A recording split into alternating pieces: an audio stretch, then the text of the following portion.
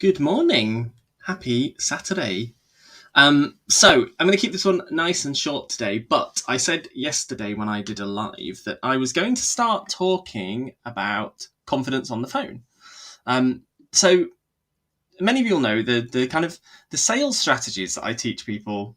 I say sales, it's not sales really, but the strategy that I teach people for sales and engagement is to pick up the phone, call your clients. And we said yesterday that everything I do kind of leads towards my 5-day boot camp, where we take you through the process of how to do that, having the perfect script in place and all that kind of stuff. But there's a whole world of people out there that just don't feel confident picking up the phone. So over the next week or so, maybe 2 weeks, I'm going to do these lives and we're going to talk about building up confidence on the phone. I am also going to be doing a free webinar where we're going to talk in more detail about it. But today is the first session where we're just going to talk a bit about building up confidence on the phone. And I've called this particular video investment. Now that may seem like a really funny place to start, but let me tell you why. So when we pick up the phone, there's two reasons why people don't want to pick up the phone, and sometimes people have it's both reasons, but either something's happened to them previously that's given them a bad memory of picking up the phone, either somebody's called them and it's not been a particularly nice experience, or they've called someone and they've had a pretty horrible experience doing it. We'll talk about that a bit later on in a future video, because that's a relatively easy hurdle to overcome. But one of the reasons why people don't want to pick up the phone is because they're just not confident. They're just not confident in what they're selling. They're not confident in their offer. They're not confident in who their ideal client is. And as a result, they just find it really, really difficult to pick up the phone and talk about what they do. So one of the things I want to start, that's why I want to start talking about investment, really, because investment is like a pivotal point in this process. Like, how do you convince, almost, I guess? I mean, we don't want to convince people to do things that they don't want to do, but how can you convince somebody when you talk to them on the phone that you are worth the investment that you are telling them they're worth? And for me, this quite simply comes down to whether you would be willing to make that investment yourself. Now, this seems really strange, but I've worked with quite a few entrepreneurs, or I've met quite a few entrepreneurs, and I've said, we've talked about a particular product or a particular service that they offer, and they've come to me and we've talked about pricing, and they, morning Kate, and they say to me, how much would you price this service at, for example? And I tell them what I would price it at personally, and some people will reply and say, "Whoa, I wouldn't pay that." And that is such an interesting insight into those people and these entrepreneurs. And they're not, I guess it comes down to money mindset.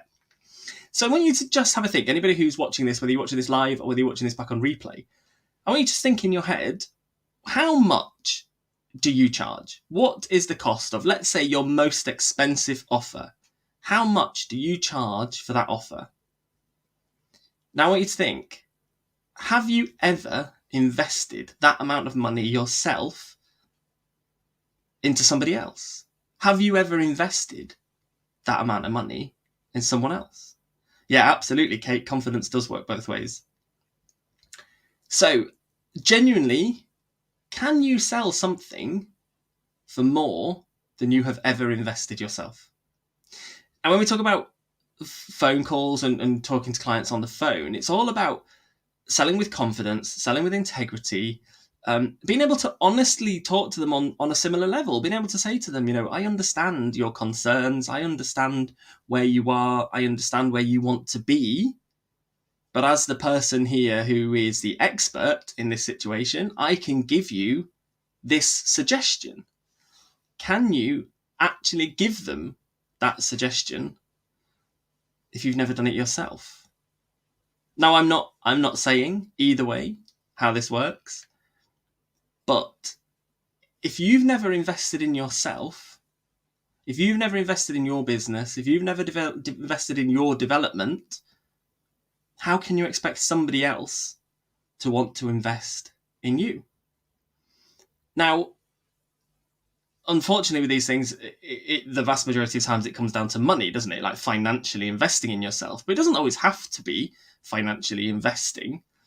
But are you taking yourself seriously with your investments as a business owner? So this week we've just been doing Helen Pritchard's 5-day challenge, and a load of people have come and invested their time and their energy and their effort into that challenge. And that is incredible. That's an amazing investment to make in yourself and in your business. But how many of those people are going to continue to do that work beyond that challenge? How many people are just going to fall off the wagon and never do that work again? Because they're not invested. They're not invested in themselves or their business or that process.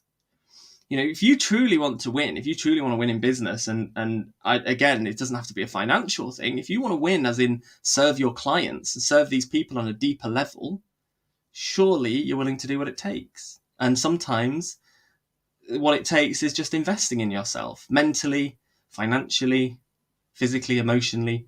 There are lots and lots of ways that you can invest in yourself. So for me, a whole sales process starts with the investment. How do you invest in yourself and commit to that investment so that you know going forward, that's where you are? So I've been, so Sue, let's show you a comment, Sue.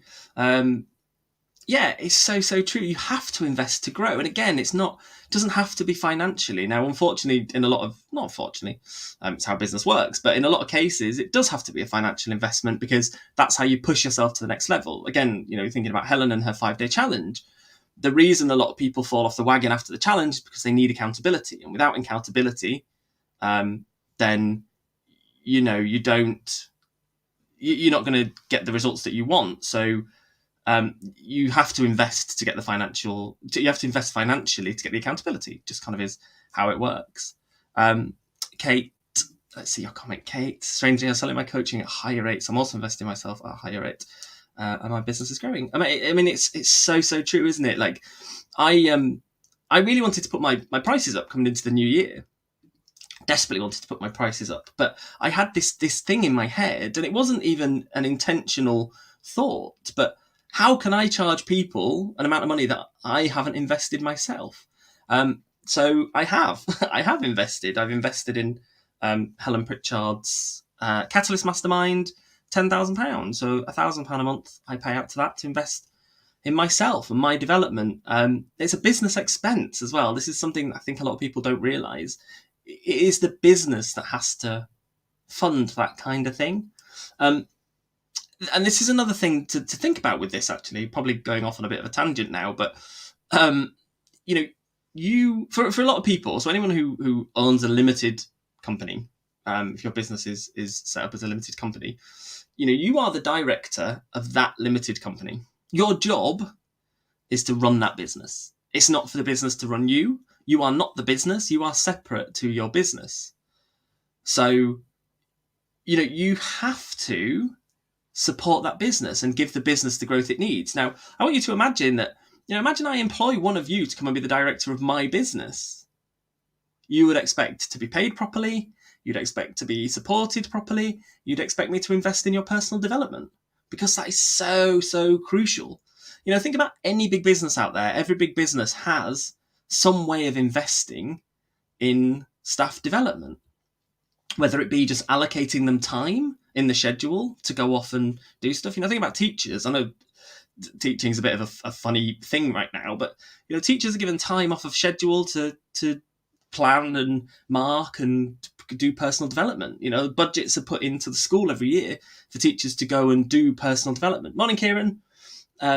So think of your business like that. You have to give your business the time, or your business has to give you the time and the energy and the resources it needs in order for you to develop.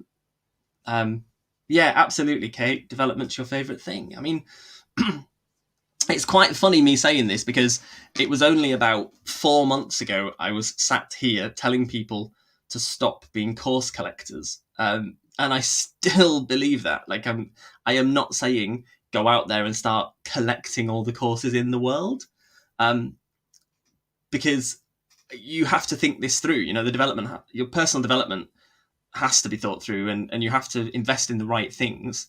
And again, I'm not saying financially. You could buy yourself a book and allocate yourself an hour every single day in which you're going to sit down and read that book. That's going to forward, it's going to help you become a better business person. Kieran, it's not business that needs to give me time. It's my brain. Your brain is your business. But I think having those boundaries between you and your business is really, really important. And then how is your business going to support you going forwards? So, let's go back to where we started with this and the whole point of this video. If you're going to pick up the phone and you're going to speak to a client and you're going to tell a client or a potential client that you are worth the investment, how do they know without seeing you investing in yourself? We see entrepreneurs out there all the time that are just running themselves into the ground. They're not investing in themselves. Would you invest in them if they're running themselves into the ground like that?